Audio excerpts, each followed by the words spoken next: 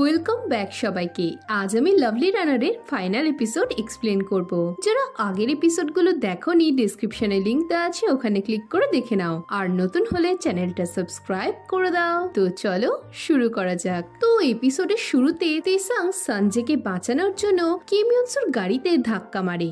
গাড়ি থেকে বেরিয়ে তার অ্যাসিস্ট্যান্টকে সঞ্জয়ের হেল্প করতে বলে তেসাং নিজে কিম ইয়নসুকে হ্যান্ডকাফ পরাতে যায়, কিন্তু কিম ইয়নসু তেসাংকে ধাক্কা মেরে পালায়।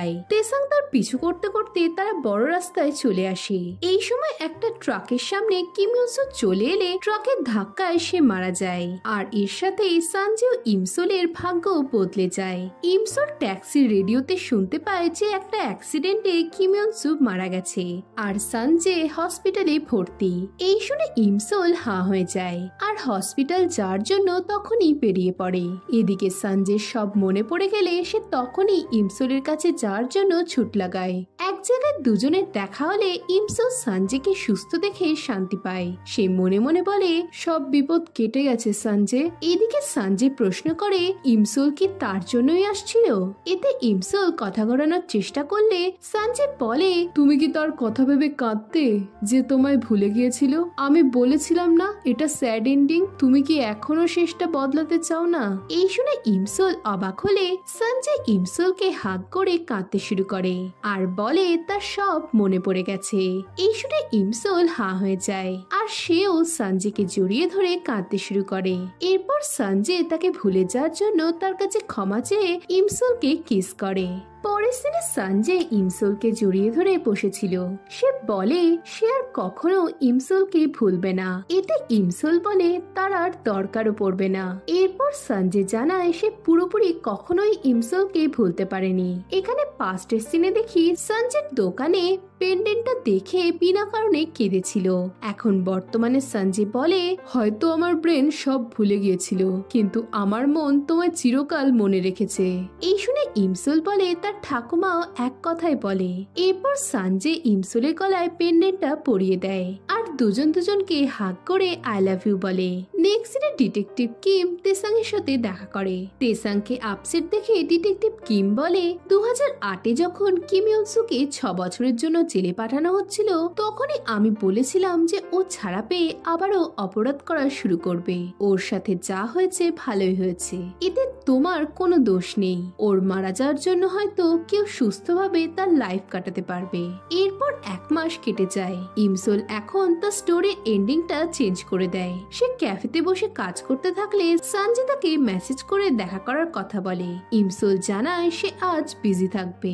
এই শুনে সঞ্জয় হতাশ হয়। কিছুক্ষণ পর ইমসোল ক্যাফেতে সঞ্জয়ের নাম শুনে পেছনে তাকিয়ে তাকে দেখে অবাক হয়ে যায়। সঞ্জয় ইমসোলের সামনের টেবিলে বসে তাকে দেখতে থাকে। ওয়েট্রেস ইমসোলকে পেস্ট্রি দিয়ে জানায় সঞ্জয় তার ফ্যানদের জন্য এগুলো পাঠিয়েছে। সঞ্জয়ের সব পাগলামো দেখে ইমসোল চলে গেলে সঞ্জয়ও তার পিছু নেয়, কিন্তু তার ফ্যানরা তাকে ঘিরে ধরাতে সে আটকে যায়। পরের দিনে ইমসোল লাইব্রেরিতে বসে কাজ করতে থাকলে সেখানেও সঞ্জয় চলে আসে। ইমসোল ভয় পেয়ে বলে তাকে কেউ চিনে ফেলতে পারে। এতে সঞ্জয় বলে তাকে কেউ চিনবে না আর ইমসোল নিজের কাজ করুক, সে কেবল তার পাশেই চুপচাপ বসে থাকবে। কিন্তু দেখা যায় সঞ্জয় ইমসোলকে বারবার পোক করতে থাকে। সে বলে তার মনে হচ্ছে তারা তাদের কলেজ লাইফে ফিরে গেছে। এতে ইমসোলও খুশি হয়। এই সময় সামনে বসা একজন সঞ্জয়কে চিনতে পেরে বলে তারা কি তাদের রোম্যান্স অন্য জায়গায় গিয়ে করতে পারে না? এই শুনে দুজনেই হাঁ হয়ে যায়। তারা বাইরে এসে কোথায় যাবে ভাবতে থাকলে সঞ্জয় তাকে তার বাড়ি নিয়ে যায়। এতে ইমসোল অনেক খুশি হয়। অন্যদিকে গুম জানায় সে একটা ড্রামাতে মেন লিডের হাজবেন্ডের চরিত্রে কাজ করেছে। এই শুনে সকলে খুশি হয়, কিন্তু ড্রামাতে দেখা যায় গুম সারা শরীরে ব্যান্ডেজ বেঁধে এক কোমা পেশেন্টের অভিনয় করেছে।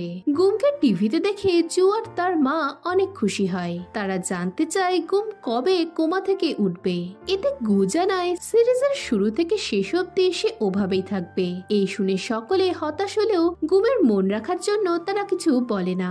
এদিকে ইমসোল কাজের ফাঁকে সঞ্জয়কে দেখতে দেখতে ভাবে সে তাকে বিরক্ত করছে না কেন। এতে ইমসোল হতাশ হয়। কাজ শেষ করে সে সঞ্জয়কে দেখতে পায় না। সঞ্জয়কে ডেকেও তার সাড়া সাড়া না পেয়ে সে সঞ্জের কাছে যায়। সঞ্জে তাকে দেখে তার দিকে এগোতে থাকলে ইমসুল ভাবে সে কিস করবে, কিন্তু সঞ্জে ইমসুলের মুখে লেগে থাকা খাবার ছেড়ে দেয় আর তাকে বাড়ি ড্রপ করার কথা বলে চলে গেলে ইমসুল অবাক হয়। তার একদমই বাড়ি ফেরার ইচ্ছে ছিল না। সে সঞ্জেকে সেটা বোঝানোর নানা চেষ্টা করে, কিন্তু সঞ্জে তা বোঝে না। তাই আপসেট হয়ে ইমসুল তার জিনিসপত্র গোছাতে থাকলে তখনই সঞ্জে বলে ওঠে, তুমি রাতে থাকবে? এতে ইমসুল খুশি হয়ে হ্যাঁ বলে পেছনে ঘুরলে দেখে সঞ্জে বেকের সাথে ফোনে কথা বলছে। এই দেখে ইমসুল অপ্রস্তুত হয়ে পড়ে। সে চলে যেতে চাইলে সঞ্জে তাকে আটকে বলে, কোথায় যাচ্ছ? আমি তো ভাবলাম তুমি থাকতে চাও। এতে ইমসুল আমতা আমতা করে বলতে থাকে তারা বিজি থাকার জন্য তারা কখনো ডেটে যায়নি, মুভি দেখেনি, এমনকি হ্যাং আউটও করেনি। তাই সে ভেবেছিল আজ রাতে তারা এসবই করবে। এই শুনে সঞ্জে বলে তারা ইমসুলের কথা মতোই সব করবে। এই বলে সে ইমসুলকে কিস করতে শুরু করে। পরদিন সঞ্জে জেগে উঠে ইমসুলকে জাগিয়ে নিজে ঘুমানোর অ্যাক্টিং করে। ইমসুল চোখ খুলে সঞ্জেকে পাশে দেখে অনেক খুশি হয় আর তার বুকে হার্ট আঁকতে থাকে। সঞ্জে স্মাইল করে আই লাভ ইউ টু বললে ইমসুল অবাক হয়ে বলে সে জেগে আছে। এতে সঞ্জে তাকে জড়িয়ে ধরে বলে এখনো সকাল হয়নি। এতে ইমসুল তাকে কাতুকুতু দিয়ে ওঠায়। সঞ্জে বলে এসব তার কাছে স্বপ্নের মতো। সে এখনো ভয় পায় যে ইমসুল হয়তো তাকে ছেড়ে অন্য কোনো টাইমলাইনে ফিরে যাবে। এতে ইমসুল বলে এটা আর কখনোই হবে না। এরপর ইমসুল সঞ্জের ঘড়িটার কথা জানতে চাইলে সঞ্জে বলে সেটা অনেক দিন আগে হারিয়ে গিয়েছিল। এদিকে দেখা যায় ঘড়িটা ঠাকুমার কাছেই ছিল। ঠাকুমা ঘড়িটা জলে ফেলে দেয়। নেক্সট দিনে সঞ্জে ও ইমসুল একসাথে ব্রাশ করে। সঞ্জে ইমসুলের জন্য ব্রেকফাস্ট বানাতে থাকে, কিন্তু ইমসুলের অফিস দেরি হওয়ার জন্য সঞ্জে তার ব্যাগে খাবার প্যাক করে দেয়। ইমসুল যাওয়ার সময় সঞ্জের গালে কিস করে বলে তাদের দেখে নিউলি ওয়েডস মনে হচ্ছে। এই বলে সে সঞ্জেকে বাই বলে চলে গেলে সঞ্জে হাঁ হয়ে যায় যে ইমসুল নিউলি ওয়েডস বলল। পরের দিনে সঞ্জের ডেটিং এর নিউজ অনলাইনে ছড়িয়ে পড়ে।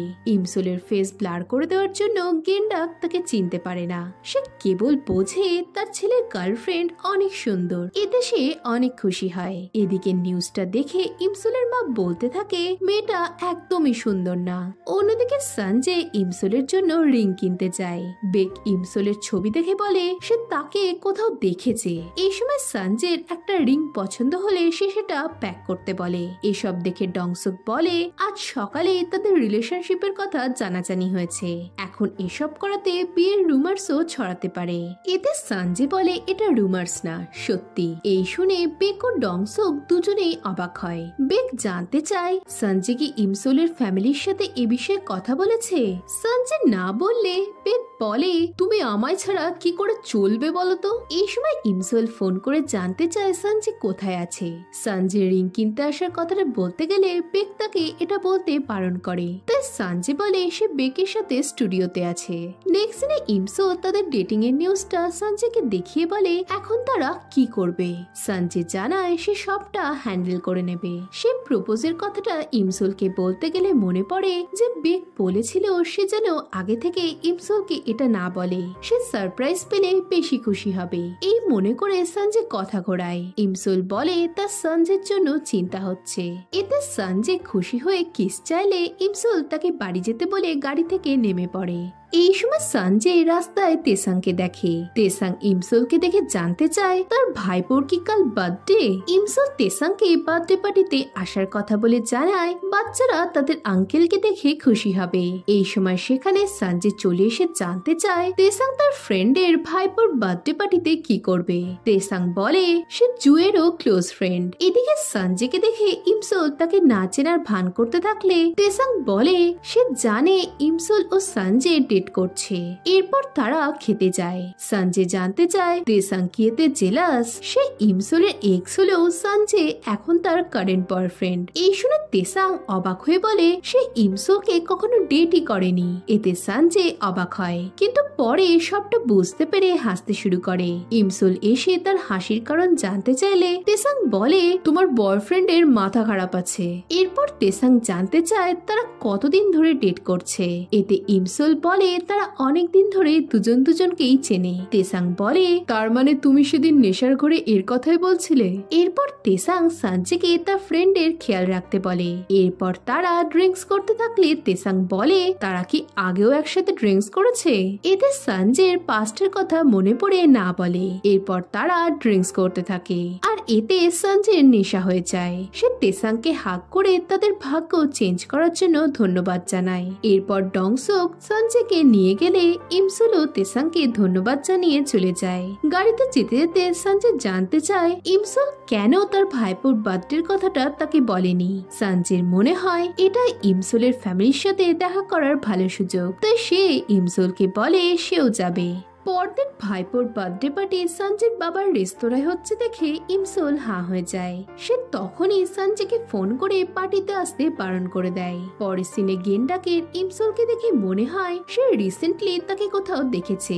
ইমসুলের মা বলে তার কি তার মেয়ের সুন্দরতা দেখে আফসোস হচ্ছে যে সে হাতছাড়া হয়ে গেল। এতে গেন্ডাক বলে তার ছেলের ডেটিং নিউজটা তো তারা শুনেই থাকবে, তার হবু বৌমা অনেক সুন্দরী। এই শুনে ইমসুলের মা বলে তার মেয়ের বয়ফ্রেন্ড আজকে আসবে। এই সময় ঠাকুমা আমার নাচ জামাই চলে এসেছে এই বলে চিৎকার করে। আর সঞ্জয়কে আসতে দেখে ইমসুল ও তার মা হাঁ হয়ে যায়। সকলে সঞ্জয়কে দেখে খুশি হয়। ঠাকুমা সঞ্জয়কে জড়িয়ে ধরে বলে তুমি আসতে এত দেরি করলে কেন। এরপর সঞ্জয় ইমসুলের মাকে মা বলে ডাকলে সকলে অবাক হয়। ইমসুল এতে লজ্জা পেলে সঞ্জয় বলে এটাই ভালো সময়, এখানেই দুই পরিবারের মধ্যে কথা হয়ে যাবে। নেক্সট দিনে ইমসুলের মা খুশি হলেও গেন্ডা খুশি হতে পারে না। গুম জানতে চায় তারা কবে থেকে ডেট করছে। সঞ্জয় হাই স্কুল বললে জু অবাক হয়ে জানতে চায় এই কথাটা ইমসুল তার বেস্ট ফ্রেন্ডের কাছ থেকে লুকিয়ে গেল কেন। ইমসুলের মা তাদের রিলেশনের ব্যাপারটা অফিসিয়াল করার কথা বললে সঞ্জয়ও রাজি হয়ে যায়, কিন্তু এসবে গেন্ডা খুশি হয় না। কিন্তু সঞ্জয়কে পার্টিতে ইমসুলের সাথে আনন্দ করতে দেখে গেন্ডাকেও খুশি হয়। এই সময় সেখানে ইক্লিপসের মেম্বাররা চলে আসে। দেখা যায় সঞ্জয় তাদেরকে বার্থডে পার্টিতে পারফর্ম করার কথা বললে তার প্রথমে রাজি হয় না, কিন্তু সঞ্জয় তাদের স্টুডিও রেনোভেট করার লোভ দেখালে বেক রাজি হয়ে যায়। এখন বর্তমানে এক্লিপস মেম্বারদের দেখে সকলে খুশি হয়ে যায়। রাতে ইমসুলের মা সঞ্জয়কে তাদের ফ্যামিলিতে ওয়েলকাম করে। সঞ্জয় গুমকে বলে ভবিষ্যতে সে গুমের সাথে কোনো ড্রামায় কাজ করতে চায়। এতে গুমও অনেক খুশি হয়। এরপর তারা চলে গেলে ঠাকুমা সঞ্জয়ের হাত ধরে বলে তুমি এখন একটা সুন্দর দীর্ঘ লাইফ পেয়েছো, এই লাইফে তুমি অনেক খুশি থাকবে। এই শুনে সঞ্জয় তাকে ধন্যবাদ জানিয়ে কাঁদতে শুরু করে। পরের দিনে সঞ্জয় ইমসুলকে প্রপোজ করার জন্য ক্রুজ বুক করে। সে ইমসুলকে প্রপোজ করার কথা বলতে গিয়ে তোতলাতে থাকে। এই সময় ইমসুল বলে তুমি কি আমাকে প্রপোজ করার জন্য এনেছো। এতে সঞ্জয়ের বেকের কথা মনে পড়ে যে বেক এটা সিক্রেট রাখতে বলেছিল। তাই সঞ্জয় ইমসুলকে না বললে ইমসুল বলে ড্রামাতে এটাই হয়, পুরো শিপ রেন্টে নিয়ে ফায়ারওয়ার্কস করা হয়। এখনই ডংসুক হয়তো কেক নিয়ে আসবে আর বেক ফুল ছেটাবে। এই শুনে সঞ্জয় চাপে পড়ে হাসতে থাকে। তার অবস্থা দেখে ইমসুল বলে সে মজা করছিল। এরপর ইমসুল বলে সে মুভি বানাতে চায়। সঞ্জয় অবাক হলে ইমসুল জানায় সে স্প্রিং কম্পিটিশনে তার ডাইরেক্ট করা শর্ট ফিল্ম পাঠাবে। এইসব শুনে সঞ্জয়ের মনে পড়ে ইমসুল পাস্টে বলেছিল সে মুভি ডাইরেক্টর হতে চায়। এই মনে পড়ে সঞ্জয় স্মাইল করে বলে সে ইমসুলকে সাপোর্ট করবে। ইমসুল জানায় এতে সে বিজি হয়ে পড়বে, হয়তো তাদের ডেলি দেখাও হবে না। এতে সঞ্জয় বলে সে ঠিক ইমসুলের সাথে দেখা করতে আসবে। এই শুনে ইমসুল খুশি হয় আর জানতে চায় সঞ্জয় তাকে কি বলছিল।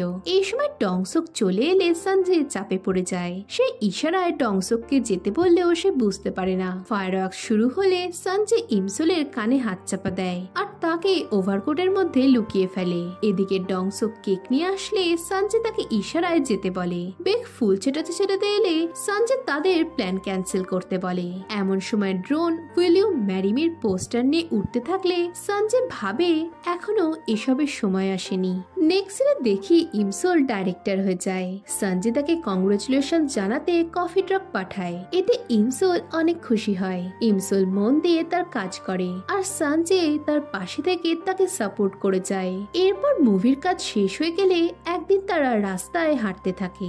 রাস্তায় চেরি ব্লসমস পড়তে দেখে সঞ্জয় ইমসুলকে উইশ করতে বলে। এই শুনে ইমসুল খুশি হয়ে আগের মতনই চেরি ব্লসমস ধরতে চায়, কিন্তু পারে না। এই দেখে সঞ্জয় তার হেল্প করে। তারা তারা উইশ করার পর ইমসুল চোখ খুলে হাতের ওপর রিং দেখতে পায়। এই দেখে ইমসুল হাঁ হয়ে সঞ্জের দিকে তাকালে সঞ্জয় বলে সে এখন থেকে সারা জীবন ইমসুলের সাথেই থাকতে চায়। এতে ইমসুল খুশি হয়ে সঞ্জয়কে হ্যাঁ বলে। সঞ্জয় ইমসুলকে রিং পরিয়ে দিলে ইমসুল খুশি হয়। এরপর তারা কিস করতে থাকে আর তাদের বিয়ের স্বপ্ন দেখে। আর এভাবে দুজনের খুশির মধ্য দিয়ে এই সুন্দর সিরিজটার হ্যাপি এন্ডিং হয়। তো এই সিরিজটা কেমন লাগলো জানাও, আর ভিডিওটা লাইক করতে ভুলো না। আর এরকম সুন্দর সিরিজের এক্সপ্লেনেশন শুনতে হলে চ্যানেলটা সাবস্ক্রাইব করে দাও। তো দেখা হচ্ছে নতুন কোনো সিরিজে। বাই।